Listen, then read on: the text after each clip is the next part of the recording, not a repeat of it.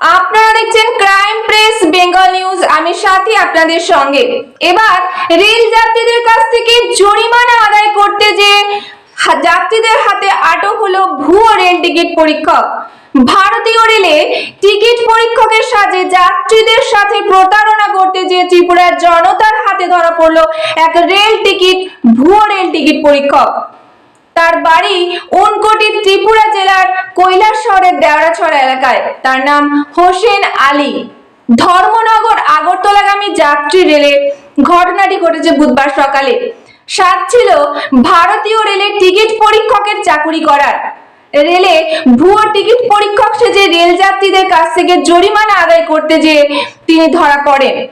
বুধবার সকালে ত্রিপুরার ধলাই জেলার মনু রেলওয়ে স্টেশনে এই ঘটনাটিকে ঘিরে সাময়িক উত্তেজনা ছড়ায় রেলওয়ে স্টেশন চত্বরে। একেবারে হুবহু রেলওয়ে টিকিট পরীক্ষকের সাজে যাত্রীদের কাছ থেকে জরিমানা আদায় করছিলেন। তখনই তাকে তার কথার অসংলগ্নতা দেখে সন্দেহ হয় রেল যাত্রীদের। রেল যাত্রীরা তার পরিচয়পত্র দেখতে চাইলে তার ভুলে ভরা ভুয়ো পরিচয়পত্র দেখায়। তখনই তাকে নিয়ে রেল যাত্রীরা সন্দেহ করে। তখন রেল যাত্রীরা তাকে আটক করে মনু রেল স্টেশনে পৌঁছতেই তাকে রেল পুলিশ কর্মীদের হাতে তুলে দেয়। হোসেন আলী নামে প্রতারক রেল টিকিট পরীক্ষকের দাবি, অনলাইনে কোনো একটি প্রতারক চক্র তাকে রেলে চাকুরি পাইয়ে দেবার প্রলোভন দেয়। উল্লেখ্য, বর্তমানে এমনিতেই ত্রিপুরায় প্রতারক চক্রের বাড়বাড়ন্তে আতঙ্কিত হয়ে রয়েছেন গোটা ত্রিপুরাবাসী। ত্রিপুরা থেকে বিক্রম কর্মকারের report, crime press Bengal news.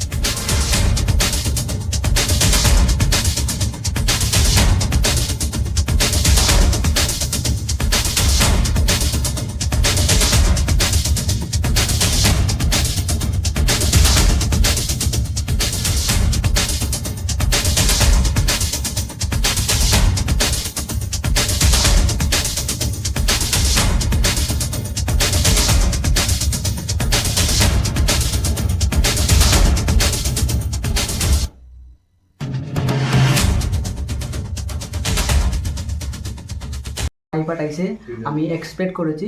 করার পরে তারা আমারে বলেছে একটা অফার আছে চাকরি এনটিপিসিতে, তুমি এইটার কিতে অ্যাপ্লাই করবা। আমি বলছি আরে না না, আমি অ্যাপ্লাই কিছু করতাম না। তো তারা আমারে অনেকগুলি ভিডিও দিছে। ভিডিও দেখার পর আমি উত্তেজনা হয়েছি, বা আমি দেখতেছি এইটা করলে অনেক টাকাও কামিলবো, বা এটা একটা গভর্নমেন্ট জব কেন্দ্রীয় সরকারের। তো কইছি আমি তারারে পরে একবার রিপ্লাই দিছে, এই ভিডিওগুলি অনেকটি ভিডিও দেখে আমি তারারে রিপ্লাই দিছে, হ্যাঁ আমি এইটা করবো, আমি ফর্মটা কই থেকে ফিল আপ করবো। তো কইছে আচ্ছা তুমি একটু দাঁড়াও, আমি তোমার লিঙ্ক দিতেছি, এই লিঙ্কের মধ্যে তুমি জয়েনিং হয়ে তুমি ফর্মটা তুমি কতদিন ধরে এই রেলের সাথে কাজ করতেছো আজকে স্যার, আজকে দিন করছো আজকে কালকে এটা তারা সবকিছু ড্রেস কিনেও নিয়ে দিছে। সেটা কি তোমার বাড়িতে এনে দিয়ে গেছে না তুমি নিজে বানাইছো? না না, তারা সবকিছু আমারই দিছে। সেই ড্রেসগুলো কোথায় পাইছো তুমি? হ্যাঁ? কই পাইছো? তারা নিয়ে দিছে স্যার। তাদের নাম জানো নি? না না। তো তোমারে কে ধরছে আজকে? হ্যাঁ, কে ধরছে? এই তো স্যার আমি টিটিগিরি করতেছি, তারা কইতাছে তুমি এরকম, ও ডায়েরি পর্যন্ত দিছে, ডায়েরি কলম পিস বোর্ডই দেখেন স্যার, পিস বোর্ডও দিছে, কলমও দিছে একটা, ওই দেখেন স্যার কলম দিছে, জুতা দিছে, এই বেলটা আমার, সব কিছু তারা দিছে, কইছে তোমার হয়ে গেছে, তুমি সিলেকশন হইছো। তারপরে তো আমি জিও করছি, তারপরে আরেকটা আইডেন্টি কার্ডও দিছে, কইছে কেউ যদি এরকম তোমার কই তুমি টিটি নি তো তুমি আইডেন্টি কার্ডটা দেখাইলে জাস্ট তো তুমি জিও করবা। আজকে ট্রেন থেকে কত টাকা কালেকশন করছো?